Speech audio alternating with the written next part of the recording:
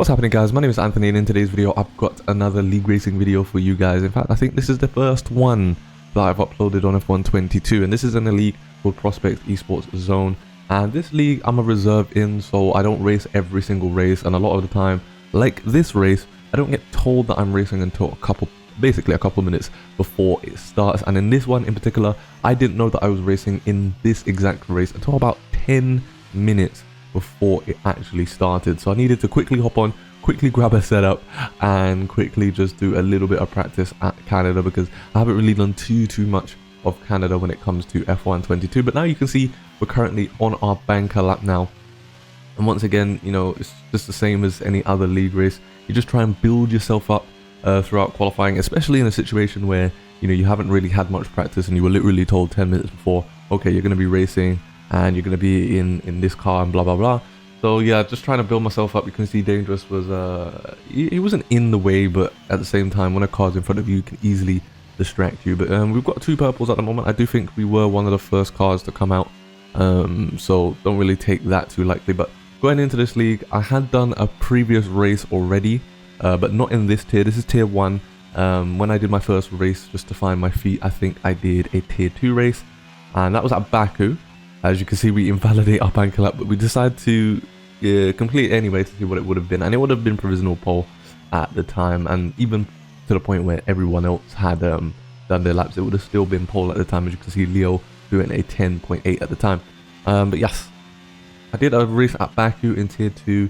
I'm not going to show that race because their pace in tier 2 obviously isn't as quick as tier 1, so it was a pretty dominant win at Baku. I think I ended up winning by like 15 seconds, and there was a good few safety cars in that race as well. So I believe I literally in like 5 or 6 laps ended up pulling out a 15-second gap. So not really going to show you guys that one, but this one was a little bit more entertaining. Now you can see on our second lap now, we're doing a little bit better. We're being a little bit less hesitant, again just building up that momentum, trying to eke out just a little bit of time within each corner. And then obviously on the final lap, you really want to send it, because there's no reason not to at that point. But you can see we're going purple in the middle sector. I do believe we went green in the first sector, so we're not exactly doing as well in the first sector as I initially thought we were. I definitely think that the first sector is one of my stronger sectors, believe it or not, on this track. So the fact that we didn't go purple there means that I still got a little bit of work to do in this session. But coming off the final corner now, you can see we don't take the final chicane as well as I know I could.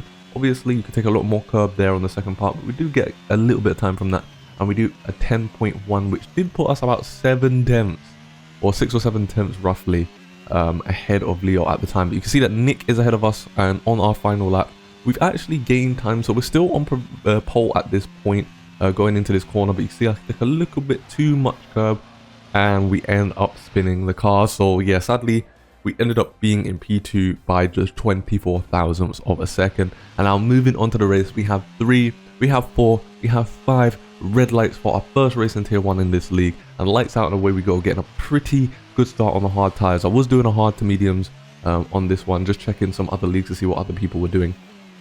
And you can see that Nick ends up spinning and hitting us, and Leo ends up going into turn 1. We do have cold tires. This is before the patch that gave us warm tires when not doing a formation lap. So Leo had the huge advantage of being on the mediums there, and Leo was going to get past us either way. Canada is a track that really focuses on mechanical grip. So if you're on the grippier tire, you are going to be a lot quicker than the person behind you or the people around you on the harder compound. As we get a VSC already, and we got a little bit of a bump there from Spook, who ended up getting a 5-second penalty. And then moving on to the end of the lap, we get our first warning because we are still on cold hards. And once again, we didn't really get a lot of time to practice for this one. So yeah, the goal right now is just to simply keep up with Leo as best as I can. I knew that I had the pace to really do that. Hard tires is a tire that I do tend to feel comfortable on in league races compared to other people around me. So I thought, okay, as long as I'm pulling away from the guys behind me, that's okay, because they're on the hard tires. As long as I'm keeping up with Leo, it means that I've got good pace on this compound, because obviously he's on the mediums. And I believe around the track like Canada, you know, you're gaining at least half a second, maybe even as much as 8 tenths per lap on the guys behind you with the harder compound tires. So moving on to lap 6 now, you can see we get a penalty, sadly. Now, I knew I was going to get a penalty going into this one. I didn't go into this one thinking, okay, well, let's just try and not get a penalty. We only had 10 minutes to practice, so I knew I was going to get a penalty. The goal was just to simply get as least amount of penalties throughout this race as possible. Now, there's a huge chance that Leo and John Meister behind me will end up with penalties as well, just because that's just the nature of this track when it comes to league racing. So because of that, I decided to just keep sending it and try and keep the pace up. We're 4 seconds now behind Leo, and we're roughly around 4 seconds ahead of John Meister. Just need to keep eking out that time as the laps go on. Just be consistent with the lap times.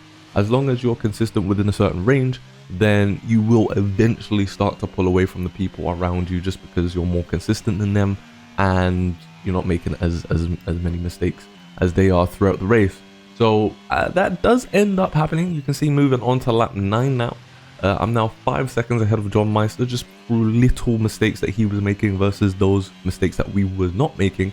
And we're still around about the same distance from Leo. In fact, we have actually gained a little bit of time from the previous couple laps. So again, as I said, it's all about that consistency. You want to build up that momentum and just try and take each corner as it comes. And then you'll find yourself performing the same lap times every single lap. And as people around you start to make small mistakes, you will start to eke out that time and really close in on the people ahead of you and get away from the people behind you.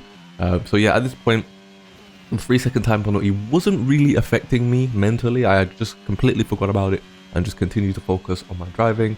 And it did pay off quite a lot, because now we're way more than 3 seconds ahead of John Meister. And you can see that it's getting a little bit darker around the track, and that's because it's actually scheduled to rain. Now, I've got a lot of fuel in my car, and usually when you know it's going to rain, you'd put less fuel in because you don't need as much fuel in the rain. Now, I thought the rain was actually coming towards the end of the race, so I'm thinking maybe the last 6 or 7 laps, and that's why I put so much fuel in. I didn't actually know how much fuel you needed for Canada anyway, so I was just being quite cautious with the fuel. However, as per usual, the rain came a little bit earlier than I was expecting, and as you can see, it's already started raining by this point. And I'd like to thank everybody who's on the screen right now for being channel members. If you do want to support the content past just liking and subscribing, make sure to click the join button underneath the video to learn more. As a safety car comes out. Now, I was gaining on Leo. The medium tires were starting to die off, so I was gaining on him rapidly. But this is one of these big mistakes actually throughout this race that I made. And then we go into the pits now, and as you can see, we pit for the medium tires. Bearing in mind, it's already started raining, and we're probably going to end up on intermediates very soon. I really should have gone on the soft tires in this situation, as Leo did. Leo was definitely smart with that decision to go on the softs, and as you can see on lap 21 when we're by with the safety car, he's gaining a lot of time on us because we're pretty much in the exact same situation that we was before the safety car started. I'm on the harder compound and he is on the grippier one, which is going to benefit him a lot since it is raining right now. So my only saving grace was to try and just be as comfortable in these conditions as possible, which I knew I was. I was pretty comfortable with driving in these conditions compared to Leo. As you can see, he went quite wide. And we get a strategy call from the strategist in Red Bull. It seems as if even in the game, Red Bull strategy is just so superior to everyone else. As they tell me to come into the pits. Now I'm thinking Leo's probably going to come into the pits as well. He doesn't actually. He turns in to continue his lap as we pit to go on to the intermediates. And I was thinking, yes, we've got him. We're going to get the undercut. And we're doing a pretty good lap on our outlap here on the mediums. And then as you can see, John Meister ends up retiring and a safety car comes out. And this wasn't a mistake on our part, of course, but this kind of did screw us over because you can see there's an AI car right there. And that means we had to go slower, and because of that, we ended up in P5 behind people on intermediates. We really got screwed over there considering that we actually had the undercut down for P1. So very frustrating at that point. But as we move on to lap 25 now, pretty much just a 10-lap shootout until the end of the race. I believe JD05 is leading the pack, yes, in the McLaren. Yeah, he is. As you can see, he makes a huge mistake there and it ends up slowing everybody down just because we're still on the yellow flags. Yeah, we're just trying to be as aggressive as possible. It's all about adaptability at this point. I didn't have much practice going into this on the dry, so it was really going to take a lot out of me to really be quick in intermediate conditions. But that's just what happens in league racing, you need to be able to adapt to any sort of situation that goes on in these league races, and going from dries to wets as we drift around that corner is one of those requirements. So as long as I can adapt as quickly as possible to these conditions and again start to eke out the pace to the guys ahead, then we should be able to do well. We've got 3 seconds still. Leo's got 3 seconds, as you can see, and Dangerous has got 9 seconds. So he's not really in the fight here. But at the same time, I knew he was going to fight me whether I liked it or not, just because we are, even though we're not technically battling for the same position because he's got 9 seconds, we're still battling for the position on track. So we need to try and get past Dangerous as soon as we can. We need to try and catch up to Leo, who is our main rival at this point. And we need to get past JD, who Leo is actually trying to overtake already. So there's a lot of stuff we need to do in these next 10 laps, whilst also adapting to the intermediate conditions. You can see once again, just not taking that chicane well. I think we broke just a little bit too late for that corner in terms of intermediate conditions. And it's really just about finding my groove here. What I should have done is probably brake a little bit early and then just continue to brake late until I broke too late and done that, instead of just trying to push and brake as late as possible, just so that you don't end up making silly mistakes like that, because that mistake that we got did end up costing us a little bit there. But you can see now that Leo has actually made the move on JD. Now Dangerous is trying to do the same, and I'm trying to get past JD as well. You can see Dangerous making the move into the chicane. That was actually a pretty brilliant move there, just because you don't really see people overtaking into that corner, especially in wet conditions. But at this point, I was trying to get past them as well. Leo is my main competitor, and I wanted to try and get past them in order to catch him up. But JD05 makes a mistake that allows us to get past him, and now we're battling with Dangerous, and this ends up turning into a 6 or 7 lap battle that basically just gives Leo the win at this point. Dangerous, once again, he was just very good at putting his car in the right places, because in wet conditions, as long as you get a decent exit, the guy behind you is not overtaking you unless, you know, he's just significantly faster than you. So it did take us quite a while to be able to get the opportunity to pass him. On lap 34, we finally had that opportunity, going around the outside in turn 1, having the inside lane into turn 2, and having the inside lane going into the turn 3, turn 4 chicane. And that finally allowed us to pass. But by that point, we had gained 6 seconds in terms of penalties. And now Leo is 4 seconds ahead of us with a 3-second time penalty. So at that point, I knew all we could really get out of this race is a P2, unless the gods absolutely bless us and Leo somehow ends up spinning over the next lap and a half.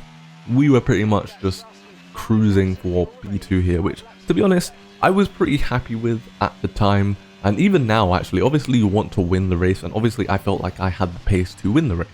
But I came into this with 10 minutes of practice, not even that actually, because I had to find a setup and tweak the setup a little bit so that it actually felt good for the race. So in reality, in terms of actual practice around the track, I probably had about 3 to 5 minutes of practice. So to be able to only have that and still have the pace to compete for pole and win made me feel pretty happy. So yeah, we go on to the final lap now, and once again it's just about keeping consistent. We still can drop the ball here. Any sort of spin or whatever could really cause us some damage here. We end up not even being on the podium if we have just a little bit of a spin. We were catching up to Leo just a little bit throughout this lap, and it made me think if there was still time, if we were able to actually get past Dangerous a lot sooner than we did, then we might have had the opportunity to actually still go for the win, especially if we didn't get that extra 3-second time penalty. But again, going into this race, I expected to get penalties. In fact, I said in the Discord just before we started quali, I believe, if I come out of this race with less than 6 seconds of penalties, I will generally be surprised. So yeah, we had about this amount of penalties I expected going into this one. Leo just drove brilliantly. He made the right decisions. He pitted for the soft tires instead of obviously an extra set of mediums under the safety car when it was first starting to rain. And obviously he lucked out with the safety car. Well, he didn't luck out as much. He didn't luck out as much as obviously he could have, but he still managed to keep P3 at least for the second safety car. And then he just drove brilliantly in intermediate conditions, and there was not really much that anyone could do at that point. So congratulations to him for winning that race. We crossed the line for P2 in this race, which, to be honest, I'll take as a result. Happy with that, just for the lack of practice and stuff like that. So yeah, that's going to be it for this race at Canada. Do have more races coming up soon from this league, so make sure to smash the like button, make sure to subscribe, and I'll catch you guys in my next video.